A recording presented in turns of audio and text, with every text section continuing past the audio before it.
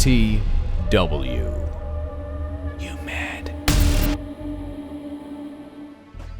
FTW broadcasting here for the win. I've got my FTW crew on board for this high elo featured match. As you can see, we're 5 minutes in, because that's just the way that featured matches work right now. It's pretty much impossible. We just spent 40 minutes trying to find a game that was at the beginning, and it just ain't going to happen. Regardless, I've got MBD on board with me, as well as KOT. MBD, tell me about the red team. There's already a kill here. What the hell happened? Well, using my excellent detective skills, I have determined that Shyvana tried a level 2 gank and ran into the Nautilus in the jungle. So that was unfortunate for her. As you can see, Annie has the red buff. That's how I determined that. Moving on up to the top, we have OSN Trinity as the top wick. In the jungle, as I said earlier, we have KWR as Nautilus trying another gank up top. In the mid, we have that Annie I was telling, and K Alex. And so let's look at what's going on up top here. Oh, yeah. That is very nice hook. A little hot gank there, yeah. The dredge line connected, ignite. I mean, Nautilus, really, Kennen just didn't have a chance. It was just great gank. I'm talking over you here. Nautilus so deadly in that jungle. That hook I love that hook. Really, really nice. And then down at the bottom, as the 80 ranged carry, we have ZZTIZZ playing Graves, and Sean 2 as a John Corky. Woo! Ooh, that was aggressive by Corky. That is what he's known for, though. Oh, and I will hand right on over to the King of Town to describe what's going on with that blue team. On the blue team, we have, continuing where you left off in the bottom right, we have Derek. Looks like Derek? I don't know. People spell things weird. They should use words. We have Derek playing as Soraka, VTIM 4 letters and numbers, playing as Corky. The Soraka-Corky combo, deadly, deadly, deadly. Corky gets that sustain he needs to play very aggressively. Always happy to see that. We have a Tango Twisted Fate, Spot Shot 77 playing in the mid against Annie. Unfortunately for him, she did get that early kill on Shyvana, so she's going to be ahead a little bit. That's going to make things rough for him. In the jungle, we have Chris, very original name, playing Shyvana, doing her job, clearing the jungle. And then up top, we have Extreme Killa, not Killer, that would be offensive, playing as, I can't even talk right now, playing as playing as Kennen against the top wick, which should be fun for everybody. Top wick, obviously very difficult to push out of the lane. And as you said earlier, looks like they had that fail gank mid. We deduced that via our excellent reductive logic. Yes, and while that whole spiel was going on, we did see Soraka got killed by the Nautilus. But I think we failed to miss it. I don't know if Awall caught it on camera there. I assume it was some epic hook right by the tower. You gotta watch out for that. For him, he's just so tanky and with that hook, he can really just go where he pleases, Mundo style. He did. I did not catch it because I was following the introductions. It looks like Warwick connected with that ultimate. Kennen pulling back immediately once the Nautilus has been spotted. Kennen does have a ward here in the river, though, so he's well aware that this Nautilus is chilling in the bushes. Yeah, and now he kind of gave away that he was aware there by popping his W, but that's okay. Nautilus will just go out the tri-bush. He's being very, very persistent. That's what you see in these high elo games, the persistent jungler. Here comes the TF teleporting in with that ultimate, connecting with Nautilus. More or less a little bit of harass. Was this a mistake by the TF to come in? If he doesn't turn around and run away, he could. I don't know, are they trying to turn this around? I really can't tell who's got the advantage right now. Yeah, I'm not sure exactly what his bottom lane Janna just there. got took out by Corky there. And it was a really effective gank here. We got Corky plus the Shyvana. Nice jungle gank here. Double buff Shyvana, so dangerous. Both players from the red team go down in that gank. Super effective. Nice job, Shyvana. Yeah, Shyvana very, very tanky, especially with that Soraka there to heal her up, give her that extra armor. She took like probably 3 or 4 tower shots there, no problem. One of the nice things about lane with Soraka, or just having a Soraka on your team, is you can be very aggressive like that, get behind the towers, things that would normally get you killed, you walk away with a 30 or HP, you're good to go. Go back about your business. Yeah, those heals are big. They don't come as quickly as you would like. The cooldown is a little long, but they are big and they are delicious. Can you describe heals as delicious? Is that good? I think you Does can. that work? I think you can. Yeah. I'm doing it. I did it. It's done. Very nice. So, but with this jungle matchup, let me ask you guys are the analysis experts. Nautilus versus Shyvana. You see both get played a lot in high elo play. Which do you think is stronger? And maybe there's not a correct answer there, but maybe each one is better at different things? That's usually the case when you're comparing two champions. It really depends on the rest of the comp, but I will say in general, because Nautilus has both a gap closer he can use on the terrain and/or it doubles as a hook. You know, he's really good. People don't have to be quite as out of position to be really vulnerable to that jungle gank. Nautilus is typically, he's got a pretty fast clear, and he's able to exert a lot of pressure. He's very tanky, he's beefy, he can get in the business, and you know, he's really scary when he's on the enemy team. You really need to have a lot of map awareness and know where he's at, or you could be in a lot of trouble. Speaking of which, you got Annie coming down the river. Is getting spotted by that vision ward though, so that vision ward could pay off by saving both of them. So many V pings there. Yeah, exactly. On to the Nautilus Shyvana question, as we see Warwick just get annihilated by Shyvana and Kennen up top. Shyvana does more damage, both of them very tough. The junglers are doing their job this game as Nautilus gets another kill down there.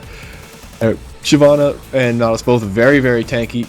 Shyvana does more damage, Nautilus more disruptive. Gonna completely agree with that. I guess, can we say that one is better at ganking than the other? Because I would say that they both have equal ganking potential. I would agree with that, and nice work by the purple team grabbing up the dragon after dealing with that Soraka and knowing that Warwick up top is gone, knowing they basically can take this dragon uncontested. There's that pink top there, so they know there are no wards, so free dragon. What would you rather have at this point, the 11-minute mark? Would you rather have the dragon, or would you rather have a tower? Because the top tower went down at the same time, Kennen decided to press their advantage. I would rather have the dragon because that includes knowledge of when the dragon's coming back. Well, not only that, but the tower, taking out that top tower gives Warwick more room to farm. He's going to be harder to gank now because that top tower's down. The creeps can push up farther. Yeah, you find a lot of times in these higher elo matches, taking that first tower early is not always advantageous. You do get the money, obviously, and that's always a nice bit. But you also, like I said earlier, you give Warwick some room to basically, you know, be safe from ganks while he's farming. Fair enough. Sneaky Shyvana, she wants to go in, I think she just snuck in there successfully. Very nice. Just in time, that ward was getting dropped there. Oh my, nice teleport there from the TF, taking that poor Janna down. Janna didn't have a chance. You know, doing the right thing there, putting the ward down just in time, and really knowing the timing of the next Shyvana gank. Great anticipation, it just didn't work out. I mean, nothing she could do about that teleport. Well, yeah, she did well. She got her ultimate off, and she was gonna get away, but you know, global ultimate, a bit of a game changer, or nearly global ultimate, I guess. It's global. Remember when he could just teleport like across the map as his like? You remember W? when that wasn't his ultimate? Yeah. Yeah, it was just his regular move. It was just something he could do. He also that had couldn't the double possibly gold be card OP. bug. Oh, the double gold card, classic. Back if you kids day. don't remember any of that, good for you because that was painful. Oh man, there was some just really painful stuff between that and Sunfire stacking and just all of the ridiculousness. We're seeing some hot heads-up action up top. Warwick and, well, alright, perfectly symmetrical violence. Everybody has half health, and nobody's dead. Yeah, Very except good. for here comes Annie for reverse Annie coming around the back bushes. If this Kennen gets caught, He Annie does smells have something. the tippers. He smelled something. He's like, I gotta go. He's gonna E on out here, lightning rush on out. Kennen, very slippery. That lightning rush is, makes me so angry sometimes. Yeah, sometimes, you know, at low elo, you see a lot of Kassadin bans, you know, basically for the same reason. He's just so slippery. He's not that dangerous. He is a big pub stomper, but, you know, if you play against him right, he's not that dangerous, but he's so annoying because you can just never, ever get a hold of him. Ooh, that was a nice flash hippers by Annie there, but then, lightning rush away.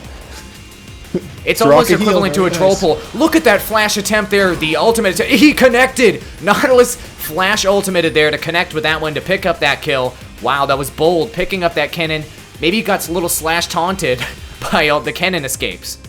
Alright, he didn't, well, I mean, he knew if he could get his ultimate off, he was in good shape, and obviously Nautilus has that lock-on ultimate, as they just kind of annihilate Soraka in the wrong place at the wrong time. It's rough to be Soraka all by yourself. Oh my, the banana hammock can only go so far. No, it's a powerful banana, but it's not everything. TF, kind of very nice. Sean TF also kind of out of position. Nice tornado there to pop up Shyvana, and oh no, she's done for. Shyvana's so tanky. You just see how many tower shots she takes with just the crazy. Wriggles Lantern.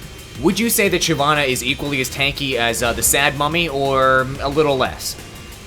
It depends. Probably mid game she's equally as tanky, depending on how you build her. Obviously, late game the Mummy is just straight up tanky, and he will just scale in that direction much harder. Right, but Amumu is really more about control and initiation. Shyvana, and having the best ultimate in the game. Yeah, and having the best ultimate in the game. Shyvana still, despite being able to build tanky and be tanky, still manages to do a very significant amount of damage. Once Amumu blows his ult, you can kind of ignore him to a certain degree. But Shyvana's always a threat. Shyvana chilling in this triangle bush. He's being away. Doesn't realize that Warwick's there's on the a ward scent there. right now, and there's a Nautilus to follow. Warwick connecting with the ultimate. The dredge line barely misses. Here comes TF to support this. Some triangle bush action. It's 3v2 right now, but this Shyvana's so low on health, but Shyvana's not going to give up. It's that tankiness factor that we were talking about earlier. Janna's on the other side of the woods, unable to help, but here comes Annie. Oh, missing with the tippers there because of that clutch flash from TF, but it didn't save TF's life. Now it's a 5v1 chase down. Will Kinnan be slippery enough to get out this time? Oh, there's a Nautilus popping him up, getting just picked off by Warwick, doing a nice job of running and making sure his auto attacks continue to hit.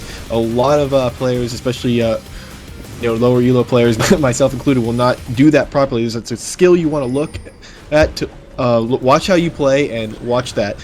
Run and auto attack at the same time. You get the auto attack, you run as your attack timer is resetting, and you get another attack in there. It maximizes your auto attacks and thus maximizes your damage. Pro tips from a semi-pro. Semi-amateur.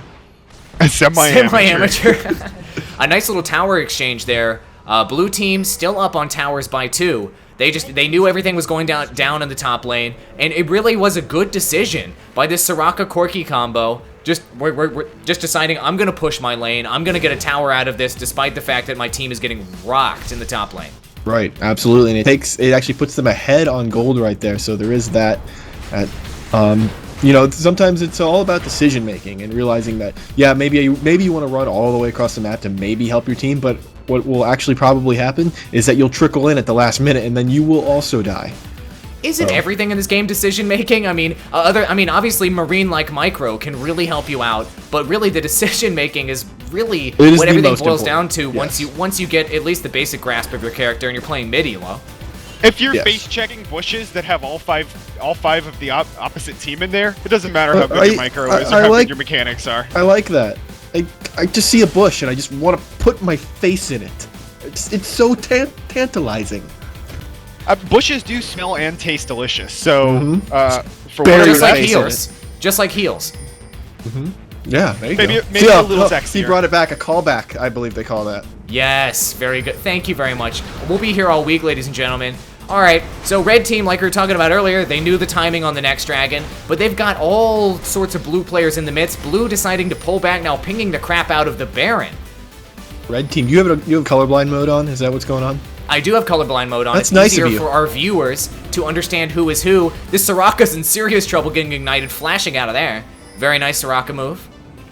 Yep, we've got action in this woods here. Everyone's kind of running around. Actually, looks like the blue team is kind of poking towards Baron, trying to make a decision. Without Soraka, they might be okay. Or it's the Baron trap. Classic. Yeah, it looks like they're posturing for an engage there as opposed to, actually going for the Baron, but it doesn't look like Beatty Cannon. They throw out their Cannon and their Corki out front, like, look at me, free meal. And this Warwick came around from behind on the side bush, got caught. Well, I don't know if we can call it got caught out of position. Maybe the Shyvana felt like he was out of position as he ran off immediately. Now Warwick's getting engaged. Do you think this Warwick's going to go down? I don't know what he keeps doing. He keeps running in that bad situation. Now the team fight is up as Cannon ult goes down. Tibbers is down. The Janna ult is down. TS cards are flying everywhere. Nautilus flashes up. We have Graves has been exhausted as Cannon goes down. Just all sorts of craziness. This cleanup crew, this Corki Shyvana combo could be disgusting on cleanup. Speaking of cleanup, there's TF with the teleport taking out Janna. Oh my. Shyvana takes out Graves. Now they're going to be able to push this middle tower. No. Shyvana's looking Baron. like, leading the charge. Go pick up the Baron. What do you think of that decision, KOT? Good timing, pick it up? I think that's a great decision. They could either go and take that mid tower now while they all respawn, or they could take the Baron and push that tower anyway with the Baron buff and have that around for a couple minutes, maybe push that inhibitor tower, or really do whatever they want. But at the end of the day, all the besides the buff being worth several thousand gold worth of items. Well, it actually looks like it was a poor decision. They weren't quite beefy enough to take the Baron with just the 3 of them, only being level 13. Yeah, a little low level for it. They really needed their whole team there, and they didn't have it. Right. I mean, I think the decision making was generally sound, but probably just overestimated where they were in the game. Good Unfortunately, decision, Kennen and poor Soraka execution. were in the base, right? Kennen and Soraka had to go back because they were so low on health. Well, Kennen was killed, I believe, and Soraka walked away. Right. At low health. Whatever. So, It's I guess the it's a tower was wussy the move to go correct back to the decision, base when you die. hindsight being what it is. Well, actually, I mean, I would have said the tower and King of Town is wrong. I'm right. Truly Clearly. the pro. Obviously. And it's been settled. Let's take a look at the overall numbers right now, because we're past the 20-minute mark. The teams are fairly even, 9 to 10 on kills. The gold is fairly even. Is there anybody in particular who's been farming especially well, who's really pulling ahead in their build? You know, not particularly. You see the AD carries about even, actually almost dead even, 142 to 143, each of them with 2 kills. Graves with 2 deaths, not that important so much in terms of the gold making, more in the amount of gold you give when you die. Those streaks can really, if you die with a streak, you can really give your enemy team a big leg up. But no, everybody's pretty much keeping up with one another in terms of the farm. Like you said, the gold is very even. The objectives are fairly even. This is really still anybody's game at this point. Lots of pings on the Baron here from the blue team. Are they gonna try to go back, or maybe it's a slash taunt Baron action? Yeah, this looks like definitely a Baron trap action. We saw them try to do it earlier, and well, let's see what happens there. Well, oh, okay, so they were just counter warding. See, they took out the ward. It looks like it is a trap. It is a here we trap. go. The ward up on the high ground. Okay, shh. Don't get that coming. It's gonna happen. Is the Nautilus gonna go in? Oh, he's doing it. Oh, wait. Annie, don't face check that bush, Annie. Okay, that's enough whispering. You gotta be quiet, or these players don't know what's going on. This is pretty close to live, what we're watching right now. We're only a couple minutes behind. Oh boy, it's that back and forth situation in the river. Does either team have like a proper eating engage? each other's wards there. Yeah.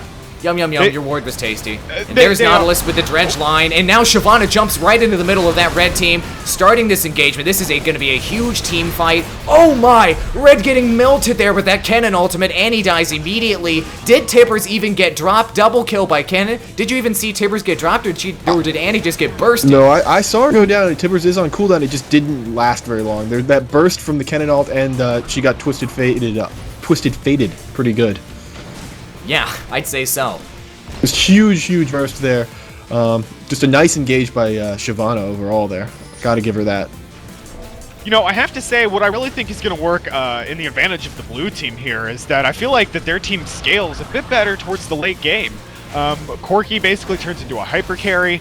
You know, Shyvana is obviously maintains all the way through late game. She tends to scale a little bit better than, say, Nautilus. Nautilus is very tanky and good for utility and disruption, but not so much on the damage.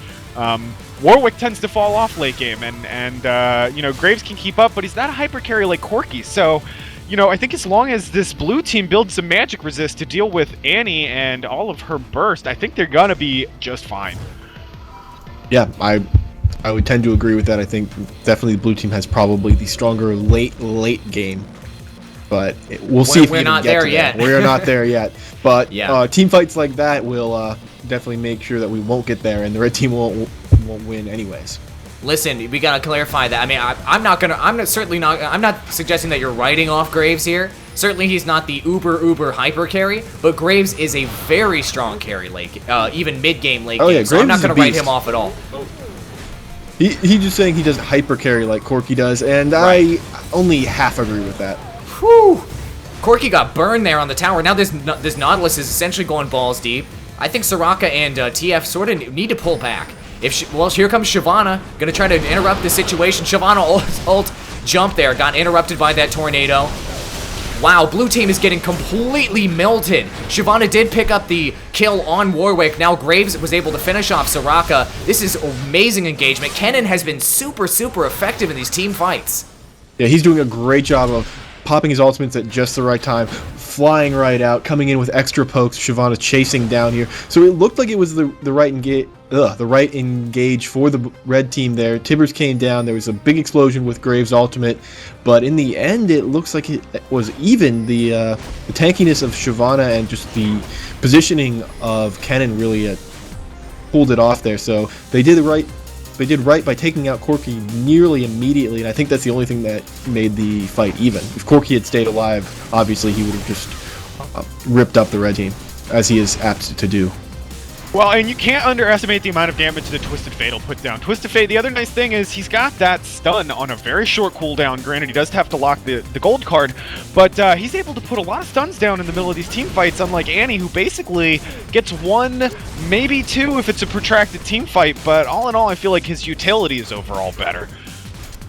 Yeah, I mean, Annie does have that issue. I mean, she certainly scales much better now than she did, say, a year ago, where she was literally just a stun bot, and she's certainly better now than she was, but at times she, you know, a lot of people call her baby's first AP carry, and you know, that's not necessarily derogatory, but she can definitely get reduced to a stun bot if she doesn't farm as well as she would like. Shyvana getting very aggressive there.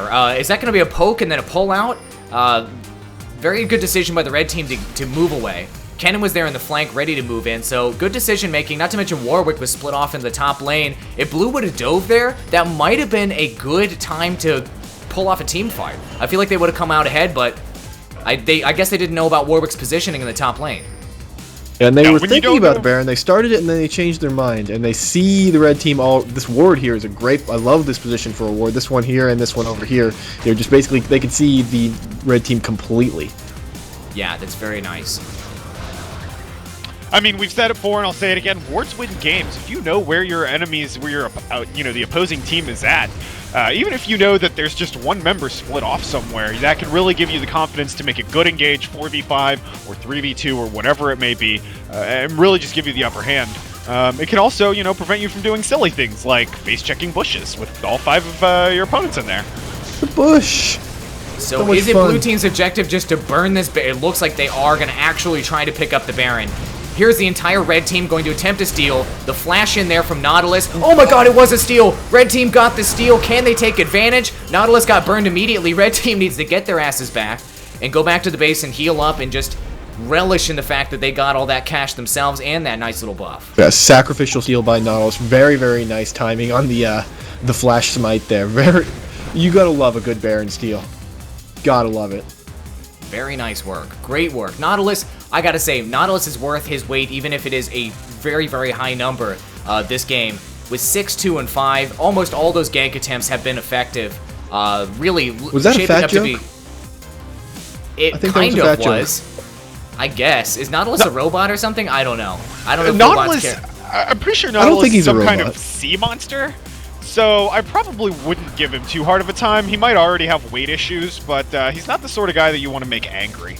He does wield a giant anchor, which, from experience, I can tell you, hurt. You do know that. You were a professional seaman. Seaman. Classy guys here. It really is. This is a classy cast. But, alrighty then. So red team's regroup. They've got all 5 together. One thing I can give it to red team, they are sticking together as a team. They aren't overextending, and it's so easy to get in dive mode when you got a Nautilus and you've got a Warwick on your team. And this Warwick is making good decisions, not to just hop in there and ultimate people unnecessarily. Dive mode, Nautilus, I get it. It's good, right? Like, come on, guys, you gotta give me some love here on these puns. You notice that that red team lost a couple of team fights, and they started playing a little more passively, which I think was the right move. They were able to take that Baron when blue team made the aggressive move towards it, which definitely benefits them. It puts them, you know, a little bit ahead. They're not ahead in gold, but having that, like I said, having that Baron buff is several thousand gold worth of stats in terms of the items you would have to buy to equal them. So, what's that number? Where'd you get that number from? That's curious. I'm curious to. Somebody did the math on the forums. The stats you get from if you do the math, the stats you get from the Baron buff are equivalent to I believe about 3K worth of items. Spread across the team. No, I think in general. I mean, if you look at the Baron buff and the stats it gives. Whew, Corky got burned immediately by Graves. Huge engagement. Kennen connecting with the entire team, but unfortunately, TF was not here. TF was not here. That stun right on the tower, not gonna work out. Oh my, Shyvana went down as well. Now only Soraka and TF stand. Oh my, getting caught way out of position. All 5 on the red team are up and running. KOT, is that mid inhib gonna go down? It very likely will, if not the inhibitor, at least the inhibitor tower. And that's the big advantage you get with the Baron buff, is that you can make those very aggressive under the tower moves, and they pay off for you. They pay off in a big way, and now it looks like they are going to take all these objectives, march all the way up middle, and now you're going to have blue team in a spot where they are going to have to play passively and defend if they want any chance of turning this around. Yeah, wow. That was just a rough situation for the Corky there. Sitting out of position, did not want to be there. Got hooked, got Annie's Tibbard, and TF out of position, not able to come in, and basically turned it into a 4v5. And 3 of them go down, and obviously Twisted Fate and Soraka can't do anything about stopping them, pushing right into the inhibitor. They actually were smart not to even try to stop him. Look at this TF up top, man. Look at this TF using his ultimate lock and a gold card. Can he at least get a kill out of this terrible situation? Oh, that's probably not the person you want to try and get a kill on.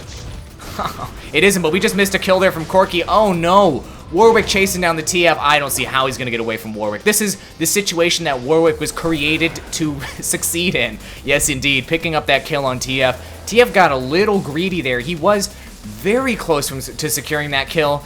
He was tilted by what had just happened, how he was out of position. He's like, no, I'll redeem myself by coming in and snagging a kill real quick. Oh, oops. Is this some even further tilt here with this Shyvana and this Soraka? I mean, their mid and hib just went down. Now the team is getting spread out. You've got Corky and Kennen down picking up the dragon. I can totally agree with that decision, but Shyvana and Soraka chilling in the woods up top, I mean, they could have got caught out of position there. Maybe it's that tilt factor. It is. A lot of times you feel like you need to make something happen. Something really bad happened. You lost that team fight. You lost your inhibitor. Now you need to make something happen, or the game is just going to slip away from you. And what you might actually be doing is making bad decision after bad decision and causing the game to slip away from you. Fair enough. Keep in mind, blue team is still ahead on the gold count. And they're actually now dead even for kills.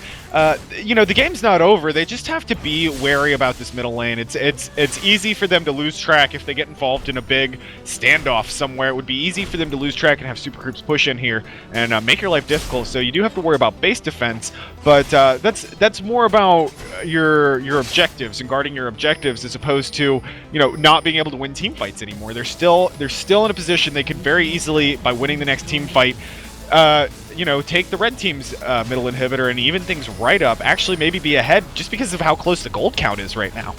I feel this game is anyone's game. It's very much going to be decided by the next team fight, just by the way that these players are playing and the kind of morale you can sense by how they're moving around. Yes, yeah, and I will predict, well, who cares about predictions? Shyvana's moving straight in. Shyvana decides to engage there, breaking the team up a bit, but splitting Nautilus off in the front. Nautilus was the main focus, the main target, which is not what they wanted, allowing Graves to get a kill there on Kennen, and because they were so spread out, Kennen was unable to do that massive team damage that was so effective mid-game. Now Graves is picking up kills out the yin-yang. This TF got a little cleanup kill there on Warwick. Oh my. Now 3v1. It's actually really close. Tibbers securing that one. Now TF is the only one left standing. Double kill. Graves is starting to get very fed. This TF is probably going to die right now, and that's probably going to be GG no re, folks. Yeah, that's the ace here. That was just a bad engage by Shyvana. I think she thought the rest of her team was with her. Corky was a little too far behind. Kennen followed up like he should. Oftentimes, it's better to go with your team even if their decision is bad than not. Because at least that way you're all committing to one decision, which is always better than splitting all up. But Corky was not there to follow up. Kennen just got annihilated and was not able to put out the damage he wanted to. Oof, there he goes again. And that was it. That was the ace.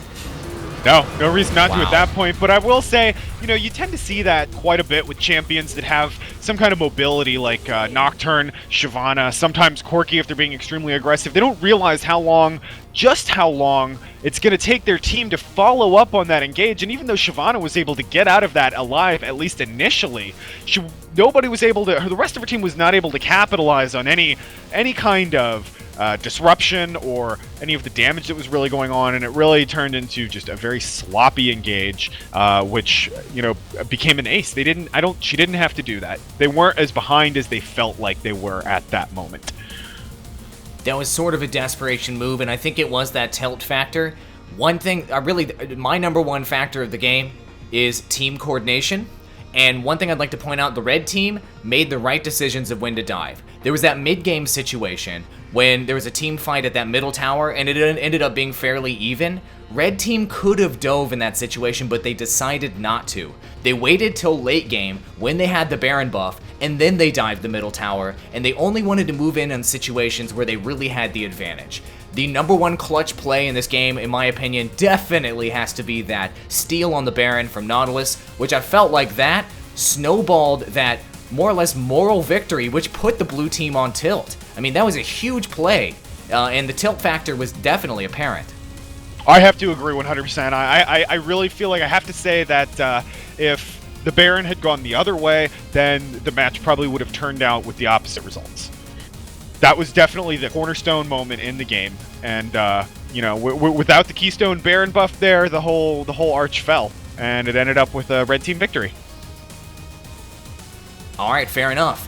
Thank you so much for watching, guys. We really appreciate it. Be sure to subscribe to this channel, or I will punch-a-size your face for free. Playlist up in the top left-hand corner. A link to our channel up in the top right-hand corner. Thank you very much, guys, MBD and KOT, for casting this game with me. And we'll see you in our next cast. FTW.